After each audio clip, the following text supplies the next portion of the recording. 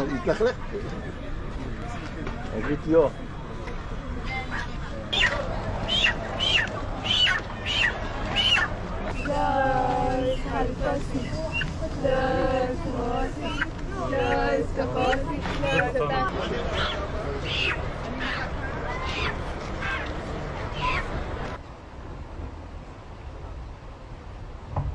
והתעלה והתהלל שמד קודשי וריחו תורה ויעדים.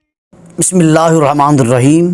یہ حدیث المعجم الکبیر میں موجود ہے۔ حضرت عمر بن عوف رضی اللہ تعالیٰ عنہ سے روایت ہے کہ حضور نبی اکرم صلی اللہ علیہ وآلہ وسلم شاہ فرمایا کہ مسلمان کا صدقہ کرنا اس کی عمر میں زیادتی کا سبب ہے اور بری موت کو دفع کرتا ہے۔ اور اسی طرح یہ حدیث بھی المعجم الکبیر میں موجود ہے۔ حضرت رافع بن خدیج رضی اللہ تعالیٰ عنہ سے روایت ہے کہ حضور نبی اکرم صلی اللہ علیہ وآلہ وسلم شاہ فرمایا کہ صدقہ برائی کے 70 دروازوں کو بند کر دیتا ہے۔ اور اسی طرح یہ حدیث مسند امام احمد بن حنبل میں موجود ہے، اور یہ حدیث جامع ترمذی میں موجود ہے، اور یہ حدیث سنن ابن ماجہ میں موجود ہے۔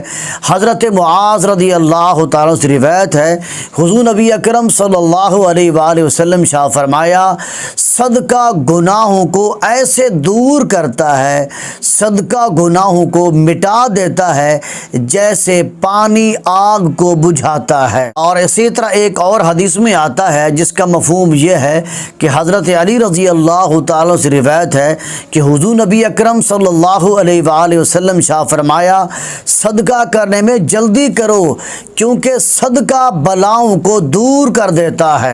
اور اسی طرح جامع ترمذی میں یہ حدیث موجود ہے۔ حضرت انس رضی اللہ تعالیٰ سے روایت ہے کہ حضور نبی اکرم صلی اللہ علیہ وآلہ وسلم شاہ فرمایا صدقہ اللہ تعالیٰ کے غضب کو بجھاتا ہے اور صدقہ بری موت کو دفع کرتا ہے۔ صدقہ کرنے کے متعلق یہ چند حدیثیں تھیں جو میں نے بیان کر دی ہیں۔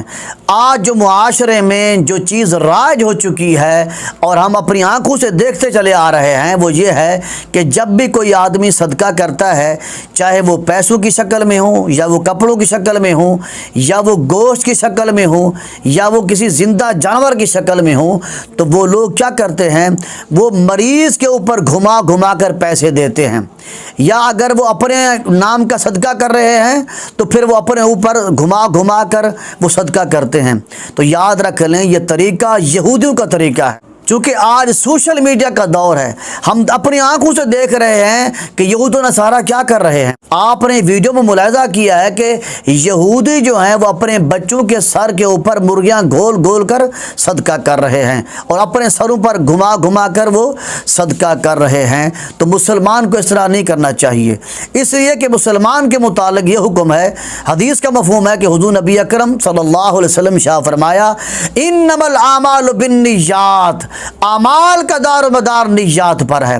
آپ نے صدقہ کرنے کی نیت سے جو چیز اللہ کی راہ میں خرچ کی ہے، چاہے پیسوں کی شکل میں صدقہ کیا، کپڑوں کی شکل میں صدقہ کیا، یا اسی طرح اگر آپ نے کسی غریب کو، کسی فقیر کو، کسی مسکین کو صدقہ کی نیت سے زندہ مرغی دے دی، یا اسی طرح زندہ آپ نے کوئی بکری دے دی، نیت آپ کے صدقہ کی ہے تو وہ آپ کا صدقہ ہو جائے گا۔ یا اسی طرح اگر آپ نے جانور کو ذبح کیا، اس کا گوشت غریبوں میں، فقیروں میں صدقہ کی نیت سے تقسیم کر دیا، تو یہ طریقہ بھی جائز طریقہ ہے۔ لیکن آپ نے اس گوشت کو یا زندہ جانور کو یا آپ نے کپڑوں کو یا پیسوں کو کسی مسلمان مریض کے اوپر بھی گھما گھما کر نہیں دینا، اس لیے کہ یہ طریقہ یہودیوں کا طریقہ ہے، مسلمان کا یہ طریقہ نہیں ہے۔ مسلمان کے لیے نیت کرنا شرط ہے، نیت جس کی بہتر ہے، نیت جس کی اللہ کی رضا کی خاطر ہے، تو اس کا صدقہ اللہ کی راہ میں